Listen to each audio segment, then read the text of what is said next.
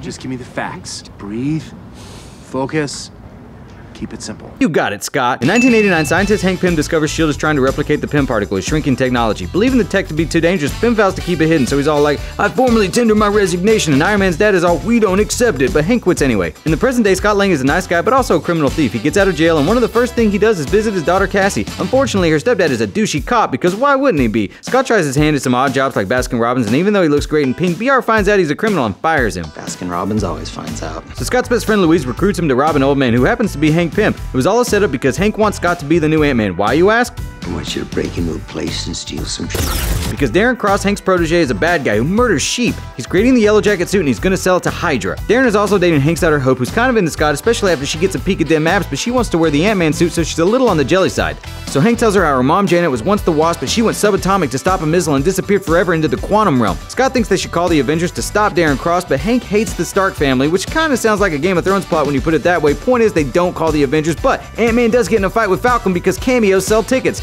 Eventually, Ant-Man stops Darren Cross, gets the Yellow Jacket tech back, and has to go to the quantum realm to do it. While there, he sees a silhouette of Janet, who's shaped suspiciously like Michelle Pfeiffer. Once the job is done, Hank decides it's time for Hope to be the Wasp, and somewhere down the line, the Avengers blow up Sokovia by accident, which launches the Sokovia Accords, making all superhero activity illegal. Team Iron Man is for the Accords, Team Cap isn't, and Scott is Team Cap because he's a big fan. When they're throwing down, Scott goes all Giant Man until he gets taken down like an AT-AT. Afterwards, Scott goes to jail since superheroes are illegal, and Hank and Hope are pissed at him. He gets put on house arrest, and so begins his next tiny adventure, Ant-Man and the Wasp, which takes place before Thanos snaps his fingers and wipes away half the universe.